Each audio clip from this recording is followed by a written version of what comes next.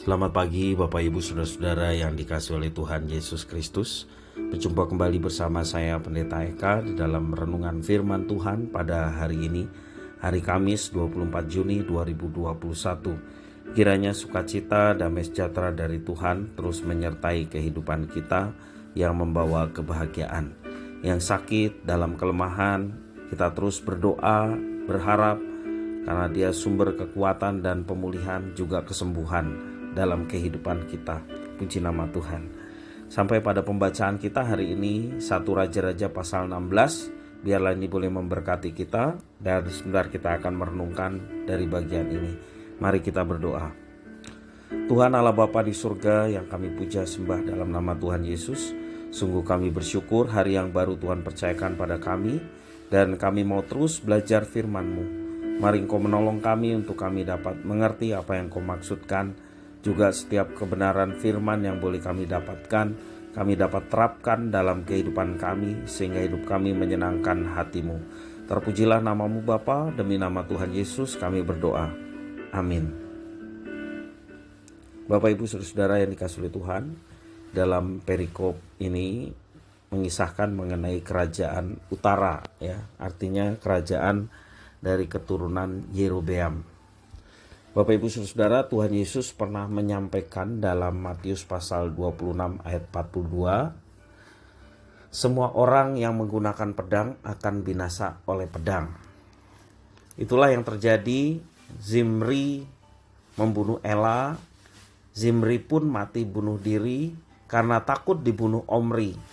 Inilah yang dimaksudkan dengan sebutan spiral kekerasan, atau kekerasan yang tidak berhenti bahkan makin menjadi-jadi. Ini dari keturunan Yerobeam. Dalam ayat yang ke-7 pasal 16 demikian firman Tuhan. Juga dengan perantara Nabi Yehu bin Hanani firman Tuhan telah datang melawan Baesa dan melawan keluarganya.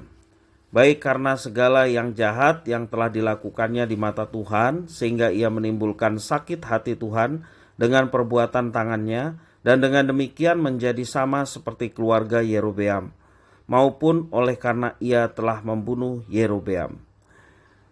Bapak Ibu Saudara-saudara yang kasih Tuhan, di dalam ayat ini memberikan satu penjelasan bahwa keturunan Yerobeam ini orang-orang yang mendukakan hati Tuhan, ya. Dikatakan mereka melakukan yang jahat di mata Tuhan. Dalam perspektif penulis kitab Raja-Raja, kematian tragis dari Ela, demikian juga Raja Zimri, bukan hanya sekedar spiral kekerasan, tetapi semasa hidup kedua orang ini tidak melakukan yang benar di mata Tuhan. Dalam ayat yang ke-7 menjelaskan bahwa keturunan Yerobeam, Raja Baesa, melakukan apa yang jahat di mata Tuhan serta hidup menurut tingkah laku Yerobeam dan menurut dosa Yerobeam yang mengakibatkan orang Israel berdosa pula. Kelakuan Ela dan Zimri tidak ada bedanya dengan Baesa, yaitu menimbulkan sakit hati Tuhan.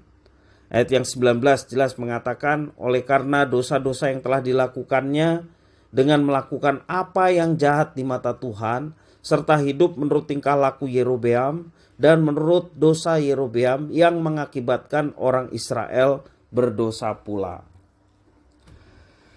Kalau kita perhatikan, yang menarik untuk kita dapat mempelajarinya adalah pengganti Zimri pun tidak lebih baik, ya. Ini yang disebut spiral kekerasan. Bukannya berhenti tetapi semakin menjadi-jadi. Pengganti Zimri adalah Omri. Untuk Omri, penulis kitab Raja-Raja mencatat dalam ayat yang ke-25. Saya bacakan, Omri melakukan apa yang jahat di mata Tuhan, dan ia melakukan kejahatan lebih daripada segala orang yang mendahuluinya. Omri melakukan apa yang jahat di mata Tuhan dan melakukan yang lebih daripada raja-raja sebelumnya. Mengapa Omri melakukan hal ini? Apakah dia tidak belajar dari sejarah? Apakah Tuhan membenci para pemimpin yang mengangkat dirinya lebih hebat dari Tuhan dan menyebabkan rakyat ikut-ikut melakukan dosa yang sama? Apakah dia tidak belajar dengan sejarah? Mungkin persoalannya para raja itu tidak belajar dari sejarah, sehingga mereka melakukan kesalahan yang sama, bahkan lebih hebat dari nenek moyangnya. Contohnya Omri. Ahab juga demikian. Ahab ini pengganti Omri karena Ahab adalah anak Omri.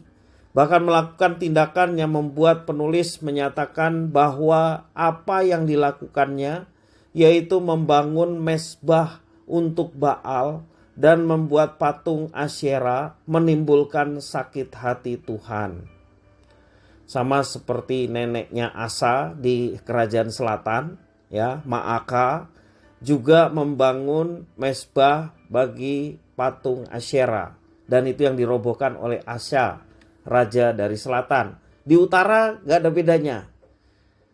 Lebih parah Omri, demikian juga Ahab telah membangun Baal, membuat patung Asyera, dan ini membuat Tuhan sakit hati. Kenapa? Karena Tuhan telah memilih mereka. Tuhan telah menyelamatkan mereka dan ingin menjadikan mereka patokan standar kehidupan yang berkenan kepada Tuhan bagi bangsa-bangsa yang ada di sekitar. Sehingga bangsa-bangsa di sekitar menyegani bangsa Israel seperti masa Daud dan sebagian masa Salomo. Tapi itu tidak dilakukan oleh raja-raja Israel kemudian. Apa yang dilakukan Baal, Bapak Ibu, yang didirikan patungnya Asyera oleh Omri, ya, ini yang dilakukan oleh raja-raja Israel dan merasa bahwa Baal inilah yang membuat mereka menjadi jaya. Kesalahan Ahab adalah dia menganggap dirinya raja segala raja yang boleh melakukan apa saja. Ya. Ini pengaruh dari raja-raja di sekitar Israel. Dan Ahab lakukan itu. Bapak Ibu Saudara-saudara, kemungkinan Ahab bisa melakukan itu karena keberadaan Isabel. Isabel ini adalah permaisuri dari kerajaan utara, Raja Ahab, rajanya. Isabel adalah anak Raja Sidon yang memungkinkan dia mewarnai semua tindakan dari Ahab.